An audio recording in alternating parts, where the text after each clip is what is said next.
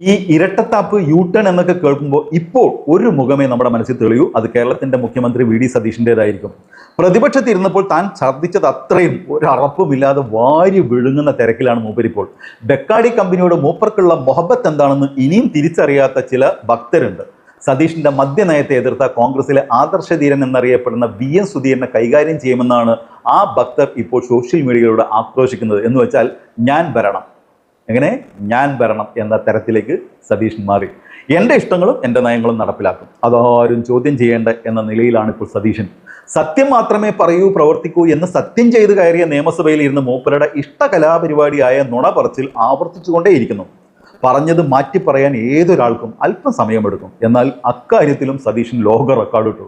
നുണയ്ക്കും സത്യത്തിനുമിടയിലുള്ള സമയദൈർഘ്യം വെറും 1 സെക്കൻഡിലേക്ക് എത്തിക്കുന്ന കാഴ്ച നമ്മൾ കണ്ടത് കഴിഞ്ഞ ദിവസം നിയമസഭയിലാണ്.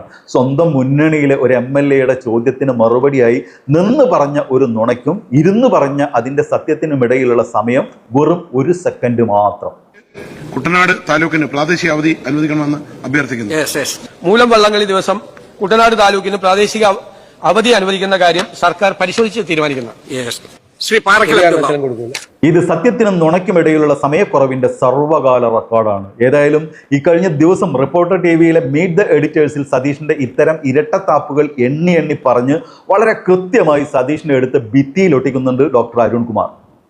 വി.ഡി. സതീശൻ മുഖ്യമന്ത്രി ആകുന്നതിന് മുമ്പ് ഏറ്റവും കൂടുതൽ പറഞ്ഞ വാക്ക് ഏതാണെന്നറിയാമോ? അത് ടീം UDF എന്നുള്ളതാണ്. മുഖ്യമന്ത്രി ആയതിനു ശേഷം ഏറ്റവും കുറഞ്ഞു കേട്ടിരിക്കുന്ന വാക്ക് ഏതാണെന്നറിയാമോ? അതും ടീം UDF എന്നുള്ളതാണ്. പകരം ഇപ്പോൾ നമ്മൾ കേൾക്കുന്നത് ഞാൻ മേനൻ സതീശൻ എന്ന മട്ടിലുള്ള പ്രയോഗങ്ങളാണ് വന്നുകൊണ്ടിരിക്കുന്നത് നയങ്ങളിൽ ഓരോ ഇടത്തും. ഞാൻ 1/2 ഡസൻ കാര്യങ്ങൾ പറയാം, സമയത്തിന്റെ പരിമിതി ഉള്ളത് കൊണ്ടാണ്. 1/2 ഡസൻ കാര്യങ്ങൾ ഈ ഇരട്ടത്താപ്പ് കൃത്യമായി നമ്മുടെ മുന്നിൽ പ്രതിഫലിച്ച സാഹചര്യങ്ങൾ പറയാം. എങ്ങനെ ഏതൊക്കെ രീതിയിലാണ് അന്നെടുത്ത നിലപാടേത്, ഇന്നെടുത്ത നിലപാടേത് വ്യക്തമായി തന്നെ ചൂണ്ടിക്കാണിക്കാം. തുടക്കം നമുക്ക് ആദ്യം ഇന്നിപ്പോൾ പുറത്തു വന്നിരിക്കുന്ന ഈ ധനബില്ലുമായി ബന്ധപ്പെട്ട കാര്യം, നികുതി നിർദ്ദേശവുമായി ബന്ധപ്പെട്ട കാര്യം തന്നെ എടുക്കാം. പ്രിയപ്പെട്ട പ്രേക്ഷകരെ, ഈ വിഷയം 2018-ലും 2019-ലും CPM ഉന്നയിക്കുന്ന സമയത്ത്, ഈ വീര്യം കുറഞ്ഞ മദ്യത്തെക്കുറിച്ചുള്ള ചർച്ചകൾ നടക്കുന്ന സമയത്ത് അന്ന് വി.ഡി. സതീശൻ എടുത്ത നിലപാട് വീര്യം കുറഞ്ഞ മദ്യം എന്ന് പറയുന്നത് കോടികളുടെ അഴിമതിയാണ് എന്നാണ്. To quote VD. സതീശൻ, പ്രതിപക്ഷ നേതാവ്. എന്നാൽ ഇന്ന് വി.ഡി. സതീശൻ മുഖ്യമന്ത്രിയെ കോട്ട് ചെയ്യുകയാണെങ്കിലോ ഈ വീര്യം കുറഞ്ഞ മദ്യം എന്നുള്ളത് സ്വാഭാവികമായി അതിനെ നികുതി ഏർപ്പെടുത്തുക എന്നതാണ് ചെയ്തത് എന്നാണ്. കോടികളുടെ അഴിമതിയാണ് എന്ന് പ്രതിപക്ഷത്തിരുന്നപ്പോൾ വി.ഡി. സതീശൻ ആരോപിച്ച അതേ വീര്യം കുറഞ്ഞ മദ്യം ഇപ്പോൾ മുഖ്യമന്ത്രിയായി ചുമതലയെടുത്ത് 3 ആഴ്ചയ്ക്കുള്ളിൽ, അതും 2 മണിക്കൂർ 57 മിനിറ്റ് കൊണ്ട് 3 വർഷത്തോളം ഫ്രീസറിലിരുന്ന ഒരു ബില്ലിനെ അല്ലെങ്കിൽ ഒരു നിയമ ഭാഗത്തെ അടർത്തിയെടുത്ത് അതിൽ നികുതി നിർദ്ദേശം നൽകി ജീവൻ കൊടുക്കാൻ പോവുകയാണ് വി.ഡി. സതീശൻ. നോക്കൂ, അന്ന് അത് കോടികളുടെ അഴിമതി, ഇന്നിപ്പോ സ്വാഭാവികമായിട്ട് നികുതി ഘടനയിൽ പരിഷ്കരണം വരേണ്ട ഒരു ഭാഗം മാത്രമായി തീരുന്നു. ഇരട്ടത്താപ്പല്ലേ എന്നുള്ളതാണ് ആദ്യത്തെ ചോദ്യം. രണ്ടാമത്തെ പ്രധാനപ്പെട്ട കാര്യം നോക്കൂ, വി.ഡി. സതീശൻ ഒരു ഭൂതകാലം ഉണ്ടായിരുന്നു. ചില പ്രേക്ഷകർക്കെങ്കിലും അറിയാം. ഹരിത MLA എന്ന ടാഗ് ഉണ്ടായിരുന്ന വി.ഡി. സതീശൻ അന്ന് കരിമണൽ ഖനനത്തെക്കുറിച്ച് ചോദിക്കുമ്പോൾ പ്രതിപക്ഷത്തിരുന്നുകൊണ്ട് വി.ഡി. സതീശൻ പറഞ്ഞ വൈകാരികമായ വാക്കുണ്ട്. To quote VD. സതീശൻ, പ്രതിപക്ഷ നേതാവ്, അധികാരത്തിലെത്തിയാൽ UDF കരിമണൽ ഖനനം നിർത്തും എന്നാണ് പറഞ്ഞിരിക്കുന്നത്. ഇനി ടു കോട്ട് വി.ഡി. സതീശൻ, ധനമന്ത്രി, ഇപ്പോഴത്തെ മുഖ്യമന്ത്രി, ബ്ലൂ എക്കണോമിയിലടക്കം സ്വകാര്യ പങ്കാളിത്തത്തോടുകൂടി കരിമണൽ ഖനനാനന്തരമുള്ള മൂല്യവർദ്ധനവിലടക്കമുള്ള കാര്യങ്ങളിൽ സ്വകാര്യവൽക്കരണത്തെ പ്രോത്സാഹിപ്പിക്കും എന്ന് പറയുന്ന വി.ഡി. സതീശൻ, പ്രതിപക്ഷത്തിരിക്കുമ്പോൾ കരിമണൽ ഖനനം പൂർണ്ണമായും അവസാനിപ്പിക്കുമെന്ന് പറയുക, ഭരണപക്ഷത്തെത്തുമ്പോൾ കരിമണൽ ഖനനാനന്തരമുള്ള മൂല്യവർദ്ധനത്തിലടക്കം സ്വകാര്യ പങ്കാളിത്തം അനുവദിച്ചുകൊണ്ട് ബ്ലൂ എക്കണോമിയെ നിർവചിക്കുന്ന വി.ഡി. സതീശനായി മാറുക. നമ്പർ 2. നമ്പർ 3, PMC-യുമായി ബന്ധപ്പെട്ടുകൊണ്ട് അന്ന് വലിയ ചർച്ചകൾ നടക്കുന്ന സമയത്ത് CPI-യിൽ നിന്ന് തന്നെ വിമർശനങ്ങൾ ഇടതുമുന്നണിയിൽ ഉയരുന്ന സമയത്ത് അന്ന് പ്രതിപക്ഷ നേതാവായിരുന്ന വി.ഡി. സതീശൻ പറഞ്ഞത്, ടു കോട്ട് വി.ഡി. സതീശൻ, പ്രതിപക്ഷ നേതാവ്, PMC പദ്ധതിയിലൂടെ ഈ സർക്കാർ കേന്ദ്രത്തിന് കീഴടങ്ങിയിരിക്കുന്നു. മുഖ്യമന്ത്രിയും ആഭ്യന്തരമന്ത്രിയുമായും ധനമന്ത്രിയുമായും നടന്ന കൂടിക്കാഴ്ചയ്ക്ക് ശേഷമാണ് ഈ കീഴടങ്ങൽ. To quote VD. സതീശൻ, ഇതൊരു ഹിന്ദുത്വ പദ്ധതിയാണ്. ഏത്? PMC പദ്ധതി. ഈ പദ്ധതി BJP CPM ഡീലിന്റെ ഏറ്റവും ഒടുവിലത്തെ ഉദാഹരണമാണ്.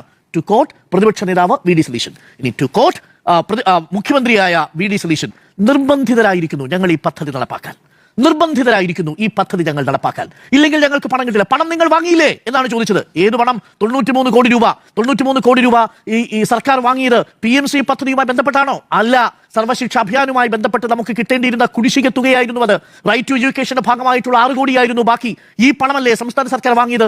എന്നിട്ട് തെറ്റിദ്ധരിപ്പിച്ചുകൊണ്ട് PMCയെ ന്യായീകരിച്ചുകൊണ്ട് പറയുന്നു അത് ഞങ്ങൾ നിർബന്ധിതരായിരിക്കുന്നു PMC പദ്ധതി നടപ്പിലാക്കാനെന്ന്. പ്രതിപക്ഷത്തിരിക്കുമ്പോൾ അത് BJP CPM ഡീൽ, ഭരണപക്ഷത്ത് വരുമ്പോൾ നിർബന്ധിതരായി ഞങ്ങൾ നടപ്പിലാക്കാൻ പോകുന്ന പദ്ധതിയായിട്ട് മാറുന്നു.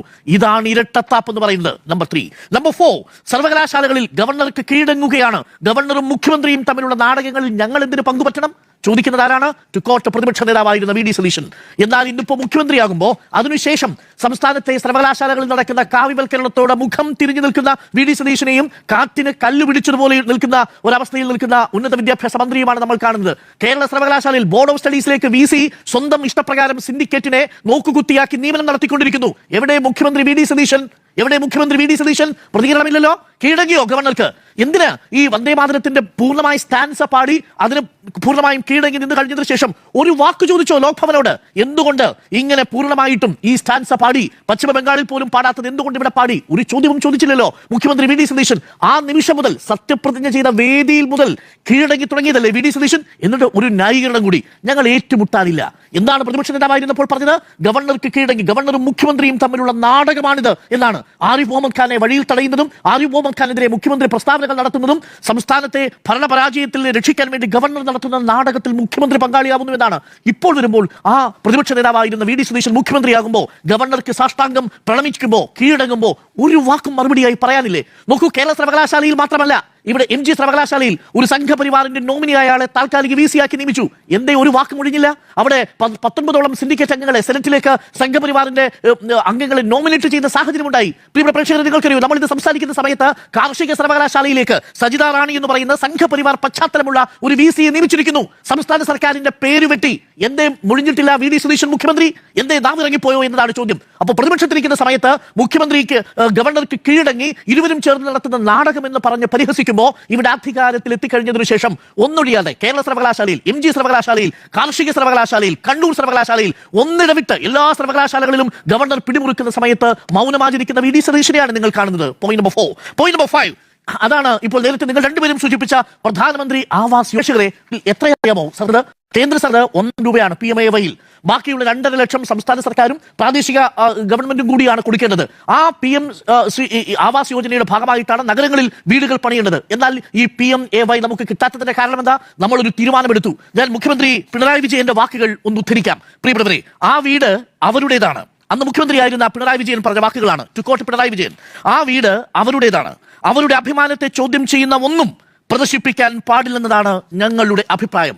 ഇനി ഞാൻ ഈ VD സതീശൻ സർക്കാരിലെ തദ്ദേശ വകുപ്പ് കൈകാര്യം ചെയ്യുന്ന KM ഷാജി മന്ത്രിയുടെ വാക്കുകൾ കോട്ട് ചെയ്യാം. കേന്ദ്രവുമായി അൺഹെൽത്തി ഡിബേറ്റിന് ഞങ്ങളില്ല. ലോഗോ പതിപ്പിക്കുന്നതിൽ എന്താണ് തെറ്റ്? ഈ വ്യത്യാസമാണ് LDFിൽ നിന്നും UDFിലേക്ക്. പ്രിയ പ്രേക്ഷകരെ, നിങ്ങൾക്കറിയുമോ, ഉത്തരേന്ത്യയിൽ വിവിധ സംഘപരിവാർ ഭരിക്കുന്ന സംസ്ഥാനങ്ങളിൽ നിന്ന് വ്യത്യസ്തമായി നമ്മുടെ നാട്ടിലെ സാധാരണക്കാരായ മനുഷ്യൻ, അവൻ ദരിദ്രനായിരിക്കാം, പക്ഷെ അവന്റെ ആത്മാഭിമാനം ആരുടെ മുന്നിലും പണയപ്പെടുത്താറില്ല. അവന്റെ ആത്മാഭിമാനത്തെ ചോദ്യം ചെയ്യുന്നതൊന്നും നമ്മുടെ ഈ കൊച്ചു കേരളത്തിൽ സംഭവിക്കില്ല. മധുവിനെ തല്ലിക്കൊന്നാൽ ഒരു വലിയ വാർത്തയായി, ഒരു വലിയ രാഷ്ട്രീയ വിഷയമായി തന്നെ നമ്മളത് കൈകാര്യം ചെയ്യും. ഒരു മധുവും കൊല്ലപ്പെടാൻ പാടില്ലെന്നൊരു ബോധം നമ്മുടെ മുന്നിലുണ്ട്. ഒരു മധുവിന്റെ വീട്ടിലും പ്രധാനമന്ത്രി ആവാസ് യോജനയുടെ പേരിൽ ആരുടെ ലോഗോയും പതിക്കുന്നതിന് നമ്മളുടെ രാഷ്ട്രീയ ബോധ്യം നമ്മളെ അനുവദിക്കുന്നില്ല. അതെങ്ങനെയാണ് നമ്മൾ ആർജിച്ചെടുത്തത്? വ്യക്തിയുടെ അന്തസ്സിനും ആത്മാഭിമാനത്തിനും മറ്റെന്തിനേക്കാളും കൂടുതൽ വില നൽകുന്ന ഒരു സംസ്ഥാനമാണ് നമ്മുടേത്. അതുകൊണ്ട് മുഖ്യമന്ത്രിയായിരുന്നപ്പോൾ പിണറായി വിജയൻ എടുത്ത നിലപാടിന് നമ്മൾ കൈയടിച്ചു. ലൈഫിന്റെ പദ്ധതിയുടെ പേര് വെച്ചോ? ഇല്ല. അവിടെ വേണമെങ്കിൽ പിണറായി വിജയന്റെ പേര് വെക്കാം, പിണറായി വിജയന്റെ ഫോട്ടോ വെക്കാം, ധനമന്ത്രിയുടെ ഫോട്ടോ വെക്കാം, MP രാജേഷിന്റെ ഫോട്ടോ വെക്കാം. വെച്ചില്ലല്ലോ. അതിനെടുത്ത നിലപാടെന്താ? ആ വാക്ക് എത്ര മനോഹരമായ വാക്ക്! അവരുടെ അഭിമാനത്തെ ചോദ്യം ചെയ്യുന്ന ഒന്നും പ്രദർശിപ്പിക്കാൻ പാടില്ലാത്തതാണ് എന്നുള്ളതാണ്. എന്നാൽ നേരത്തെ മാധു സൂചിപ്പിച്ചതുപോലെ സാധാരണക്കാരായ മനുഷ്യര് അവരുടെ വീട്ടിലേക്ക് കടന്നു വരുമ്പോൾ ആ വീടിന്റെ പുറത്ത് എഴുതി വെച്ചിരിക്കുന്നു, ഇത് സർക്കാർ ഔദാര്യമായി തന്ന വീട്. ഈ വീടിന്റെ ഐശ്വര്യം നരേന്ദ്രമോദി എന്ന മട്ടിൽ മോദിയുടെ ചിത്രം പതിപ്പിച്ച് ലോഗോ പതിപ്പിച്ച് കാണുമ്പോൾ ആ വീട്ടിലെ ഒരു കുഞ്ഞിനുണ്ടാവുന്ന വേർതിരിവ്, ആ കുഞ്ഞിലെ ഉണ്ടാവുന്ന ഒരു മനോവിഷമം എത്രത്തോളമായിരിക്കുമെന്ന് ഊഹിക്കാൻ പ്രിയപ്പെട്ട KM ഷാജി അങ്ങേക്ക് എന്തേ കഴിയാതെ പോയി? 5400 അടി സ്ക്വയർ ഫീറ്റിൽ 5400 അടിയുള്ള ഒരു വീട്ടിൽ താമസിച്ച് 1,62,00,000 രൂപ ചെലവിൽ ഒരു വീട് നിർമ്മിച്ച ആ വീട്ടിൽ കഴിയുന്ന KM ഷാജിക്ക് അതിന്റെ ബുദ്ധിമുട്ടും സങ്കടവും മനസ്സിലാവില്ല. ഏത് നിമിഷവും ഈ കിടക്കയുടെ അടിയിൽ നിന്ന് 50 ലക്ഷം രൂപ, 1/2 കോടി രൂപ പിടിച്ചെടുക്കാൻ കഴിയുന്ന തരത്തിൽ ജീവിക്കുന്ന മനുഷ്യർക്ക് ഇത് മനസ്സിലാക്കാനുള്ള കഴിവുണ്ടാവില്ല. അതിന് സെൻസിബിലിറ്റി സാധാരണ ജനങ്ങളോട് ചേർന്ന് നിന്നുകൊണ്ട് വേണം. അങ്ങനെയുള്ള സെൻസിബിലിറ്റി ഇല്ലാത്തപ്പോൾ മാത്രമേ PMAY ബന്ധപ്പെട്ടുകൊണ്ടുള്ള ലോഗോ ഒരു സാധാരണക്കാരന്റെ വീട്ടിൽ പതിക്കുന്നത് നിസ്സാരമായി കാണാൻ കെ എം ഷാജിക്ക് കഴിയൂ. അതാണ് കെ എം ഷാജി പറഞ്ഞ വാചകം. ടു കോട്ട് കെ എം ഷാജി, കേന്ദ്രവുമായി ഒരു അൺഹെൽത്തി കോമ്പറ്റീഷൻ വേണം സാർ. ചില സമയങ്ങളിൽ കോമ്പറ്റീഷൻ വേണം, ചില സമയങ്ങളിൽ സമരം വേണം. ആ സമരം എന്ന് പറയുന്നത് ഇവിടുത്തെ ജനങ്ങളുടെ ആത്മാഭിമാനം ഉയർത്തിപ്പിടിക്കാനാണെങ്കിൽ കേരളത്തിലെ ജനങ്ങൾ നിങ്ങളുടെ ഒപ്പം ഉണ്ടാവും. അതല്ലെങ്കിൽ 5400 സ്ക്വയർ ഫീറ്റിന്റെ വലുപ്പത്തിൽ 1,62,00,000 രൂപയ്ക്ക് ലോൺ എടുക്കാത്ത വീട് വെച്ചു എന്നതിന്റെ പേരിൽ നിങ്ങൾക്ക് മനസ്സിലാവാത്ത ഒന്ന്, കേരളത്തിലെ 4 ലക്ഷത്തിന് വേണ്ടി നിൽക്കുന്ന ഈ ലൈഫ് മിഷന്റെ ഭാഗമായി വീട് വാങ്ങുന്ന സാധാരണക്കാരായ മനുഷ്യർക്കുണ്ട്. അവർക്കുള്ളതിന്റെ പേരാണ് ആത്മാഭിമാനം. ആ ആത്മാഭിമാനത്തിന് വില പറയാനുള്ള സൗകര്യം ഒരുക്കരുത് അങ്ങ്. ദയവ് ചെയ്ത് അങ്ങ് ആ പറഞ്ഞത് പിൻവലിക്കണം. ഈ കേരളം ഇതുവരെ പിന്തുടർന്നു പോന്നിരുന്ന ആത്മാഭിമാനത്തിൽ അധിഷ്ഠിതമായ ഒരു രാഷ്ട്രീയത്തെ അങ്ങ് റദ്ദാക്കരുതെന്ന് മാത്രമേ എനിക്ക് കെ എം ഷാജിയോട് പറയാനുള്ളൂ. അപ്പോൾ എന്താണ് ഇരട്ടത്താപ്പാണ്? 5 വിഷയങ്ങൾ ഞാൻ ഇവിടെ ചൂണ്ടിക്കാണിച്ചു. ആറാമത്തെ ഒരെണ്ണം കൂടി പറഞ്ഞ് അവസാനിപ്പിക്കാം. ആറാമത്തത് എന്താ? നിയമനവുമായി ബന്ധപ്പെട്ട് നേരത്തെ പറഞ്ഞു ശബരിമല സ്വർണ്ണക്കൊള്ളയായിരുന്നില്ല പ്രധാന വിഷയം. ആ സ്വർണം കട്ടധാരപ്പ എന്ന് ചോദിച്ച് തിരഞ്ഞെടുപ്പിലേക്ക് വന്ന ക്യാമ്പയിൻ നടത്തിയ UDF ഒടുവിൽ ആദ്യത്തെ ദേവസ്വം ബോർഡിൽ നടത്തിയ നിയമനം ഞെട്ടിപ്പോയി. സ്വർണം കട്ടവനോടൊപ്പം സ്വർണം കട്ടു എന്ന് SIT കരുതുന്ന സ്മാർട്ട് ക്രിയേഷൻസിന് വേണ്ടി ഹാജരായ അഭിഭാഷകനെ അതേ ദേവസ്വം ബോർഡിന്റെ സർക്കാരിന്റെ സ്പെഷ്യൽ പ്ലീഡറായി നിയമിച്ചുകൊണ്ടുള്ള തീരുമാനം ഞെട്ടി. ഒന്ന് ആലോചിച്ച് നോക്കൂ. ഒരു ഭാഗത്ത് സ്വർണം കട്ടധാരപ്പ എന്ന് ചോദിക്കുക, അധികാരത്തിലെത്തിക്കഴിഞ്ഞാൽ കട്ടവന്റെ അഭിഭാഷകനെ പിടിച്ച് ദേവസ്വത്തിന്റെ അഭിഭാഷകനാക്കുക. ഇതിനെ ഇരട്ടത്താപ്പെന്നല്ലാതെ മറ്റെന്താണ് പറയുക? ഒരു മാസം കൊണ്ട് പൊഴിഞ്ഞു വീഴുന്ന മുഖംമൂടികളല്ലേ നമ്മൾ നിയമസഭയിൽ കണ്ടത്? വള്ളംകളിയുമായി ബന്ധപ്പെട്ടുകൊണ്ട് റജി ചെറിയാൻ ഉന്നയിച്ച ഒരു സബ്മിഷന് മറുപടി പറഞ്ഞുകൊണ്ട് ഇരുന്നപ്പോൾ പറഞ്ഞ ഒരു വാചകം കേരളം മുഴുവൻ കേട്ടതല്ലേ?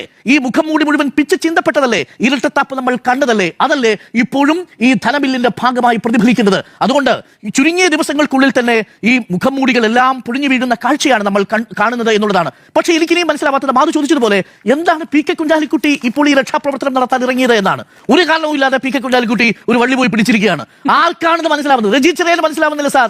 റജി ചെറിയാൻ നിങ്ങളുടെ മുന്നണിയിലെ MLA ആണ് സാർ. ആ MLA അതിനുശേഷവും പറഞ്ഞു എനിക്കറിയാമല്ലോ എന്നാണ് പറഞ്ഞത്. ആ ശബ്ദം നമ്മൾ കേട്ടതാണ് സാർ.